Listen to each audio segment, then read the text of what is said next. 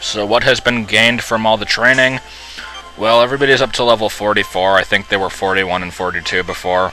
Maybe 42 or 43, I don't even remember. And one moveset change is that I put Wish over Dream Eater.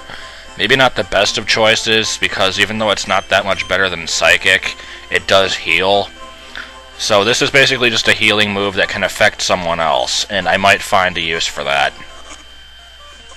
So anyway, I'm just going to run in and do the battle now. I have tested it already, and I know that it's possible, so that's probably going to make this less interesting, because there's not as much, intrigue. But I didn't want to risk another segment of failure.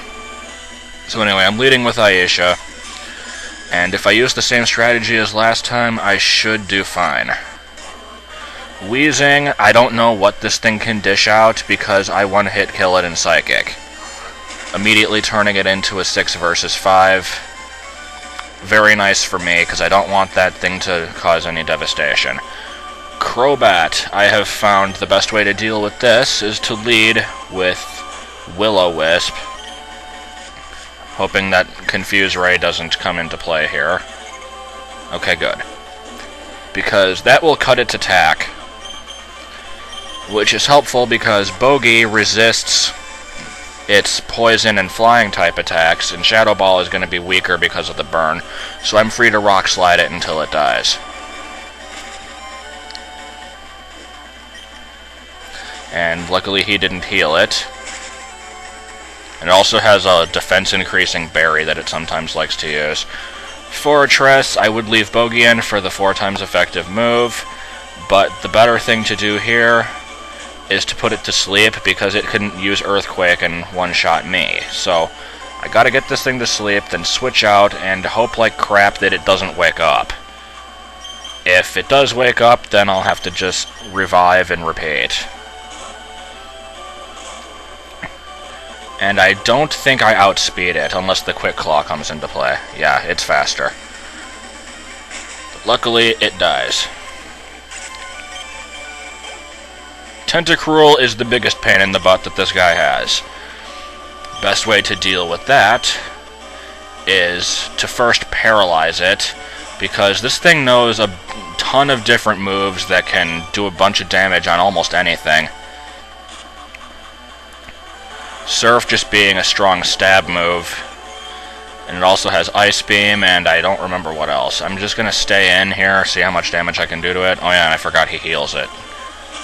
Leftovers, thankfully, putting me out of KO range from Surf. I just have to hope that Stun Spore hits. Okay, good. And good job hanging on with that 2 HP there. He won't do a full heal again, so I'm free to Psybeam it again. Looks like we've got a Speed Tie. Don't see those too often. And then, you might think this is a stupid idea since it has Ice Beam, but I'm going to send in Molly purely for Attract. Because with Paralysis and Attraction, this thing can't attack very often. And so I can hopefully get in a return or two until it dies. Man. Yeah, and it's being stupid and using Mirror Coat for some reason. I don't know why it isn't using Ice Beam. The game is apparently pitying me. Venomoth, I could do a mirror match, but it fainted, so I really can't. So I'm just gonna go for generic super effective move. I could have hit it with something else, but didn't know it had that. I should have expected it though. I don't know. For some reason, that 2-level difference was a huge factor between winning and losing against this guy, because this is pretty much the strategy I used last time before I did the leveling up, and I could not do anything against this guy. I couldn't get past the Tentacruel at all. I never even saw the Venomoth and his 6th. And this is just going to be a vicious cycle of me healing and waking up. Unless it does something retarded like that. Oh, never mind, it's neutral. It's not that bad. That would be the Quick Claw coming into play. Very thankful for that. Oh, just barely hangs on. Too bad it didn't burn. So that means he's probably going to heal it. Oh, No, it healed itself, okay. Alright, wake you up again.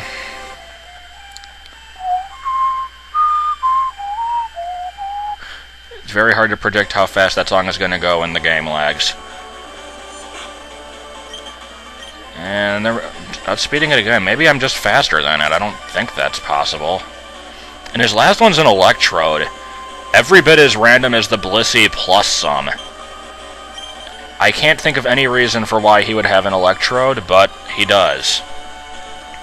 So I can't attract it because it's genderless, but I'm just going for the hidden power. And it knows Thunder, which seems to hit a lot more often than it should, but whatever. Okay, actually, never mind. Return is stronger than that. It still bothers me, the Electrode using Sharpen. And in fact, that inspires me to draw a cube-shaped Electrode. I can't not do it. So, anyway, this should... I don't think it'll finish it off, but it'll come close. Yeah, is he gonna heal it again? Yeah, but it's no biggie. This can't do that much against me. If it could, it would have done so by now. Sharpen doesn't seem to be helping it in the slightest anyway, because Thunder is a special move. So, let's just tough it out. I'm surprised that I'm using my Grass type and the Poison type gym, but I'm also surprised that he has an Electrode. And there we go. That was... I don't know. It was a very interesting battle because it was far harder than it was supposed to be, and then a slight level gain made all the difference in the world. And I have some time left, not enough to fight Sabrina or anything. I have Surf, I could check some places with that, I guess. But all I want to do right now is check out those last few trainers that I passed up last time. So I'm going to take you out. Put away, doesn't really matter who. And see what I can find. I'm not going to check the wild Pokemon yet, because that'll just take a lot of editing, and I'm too lazy to do that. So there's a few trainers, and there's some items I can grab. And I can also actually use Surf now. Oh yeah, I never gave it Cut. Would probably help if I did that. Let's just hurry up already. Okay.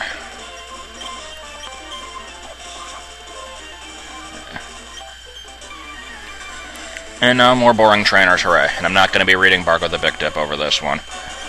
Although I probably should finish that chapter from last time. I don't know, I don't really want to do that, though. Whatever, you can stay in.